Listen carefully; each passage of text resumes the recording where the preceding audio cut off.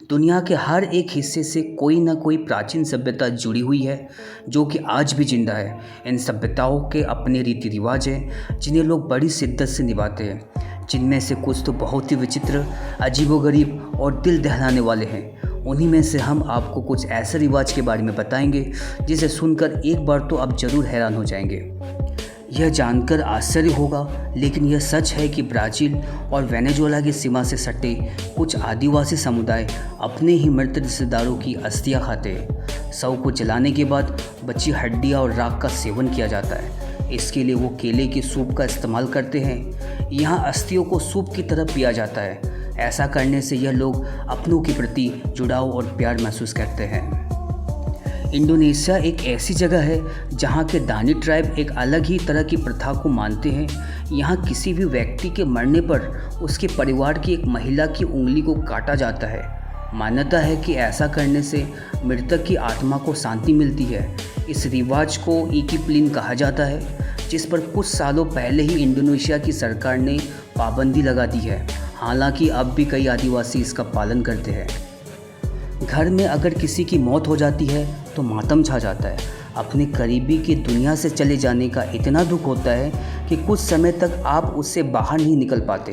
भले ही आप सोच के थोड़ा हंसे, लेकिन यह सच है कि अफ्रीका के पूर्वी तट पर स्थित एक द्वीपीय देश मेडागास्कर आदमी के मरने के बाद त्योहार जैसा माहौल होता है। यहाँ के परिवार एक अजीब रस्म फामाडिहाना यानी टर्निंग ऑफ द बोन्स मनाते हैं। इस रस्म में लोग दफन शवों को फिर से निकाल उनकी यात्रा निकालते हैं। इस दौरान लोग गाते हैं, नाचते हैं, मस्जिद में कब्रों के नज़दीक ज़ोर से म्यूज़िक बजाते हैं, जानवरों की बलि दी जाती है और मेहमानों व परिवारजनों के बीच मांसाहारी भोजन बांटा जाता है। यह एक ऐसा रिवाज है जो मेडागास्कर क्षेत्र में हर 7 सालों में मनाया जाता है। यहाँ के लोगों का मानना है कि मृत शरीर जितनी जल्दी कंकाल बनेगा वो उतनी जल्दी मुक्त हो सकेगा और तभी नए जीवन में प्रवेश कर सकेगा। थाईलैंड की फोकट में हर साल वेजिटेरियन फेस्टिवल के दौरान ये अनोखी हिंसात्मक रस्म निभाई जाती है, जिसमें लोग चाकू, भाला, बंदूक, सुई, तलवारें और हुक जैसी चीज़ों से शरीर को भेदते हैं। उनका मानना है कि भगवान उनकी रक्षा कर रहे हैं और उन्हें कुछ नहीं हो सकता। मलेशिया और इंडोनेशिया में तीतोंग जनजाति समुदाय पाया जाता है। उस समुदाय के अंदर शादी से जुड़ा एक विचित्र रिवाज पाया जाता है। नए दंपति को 3 दिनों तक बाथरूम के इस्तेमाल पर रोक होती है, यानी इस दौरान न वे पेशाब, न शौच करने जाते हैं और न नहाते हैं। ऐसी मान्यता है कि ऐसे वैवाहिक जीवन में सुख शांति रहती है।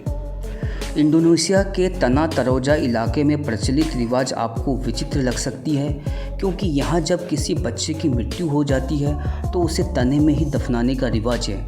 वहाँ के लोगों की ऐसी मान्यता है कि बच्चे प्रकृति की देन हैं। अगर वे जीवन की पूर्णता को प्राप्त नहीं करते, यानी उनकी मृत्यु हो जाती है, तो उन्हें पुनः प्रकृति को ही समर्पित कर देना चाहिए। हालांकि इस संबंध में भी एक खास नियम का पालन किया जाता है।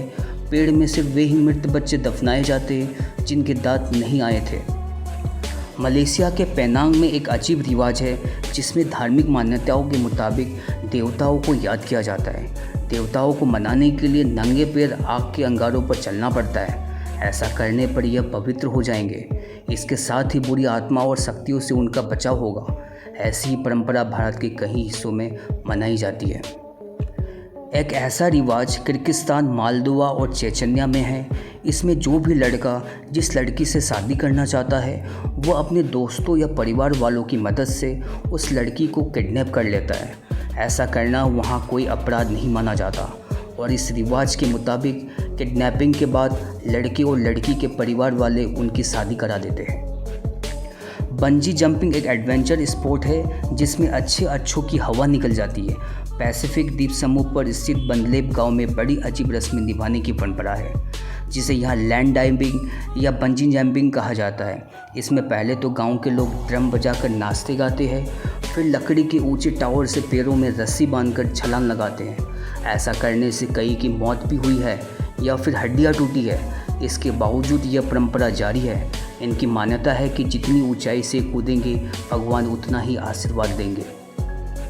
तिब्बत के बौद्ध समुदाय के लोग पवित्र रस्म झातोर को हजारों सालों से निभाते आ रहे हैं। इसे स्काई बरील भी कहते हैं। यह मृत शरीर को खुले आसमान में गिद्धों और दूसरे पक्षियों के लिए रख देते हैं।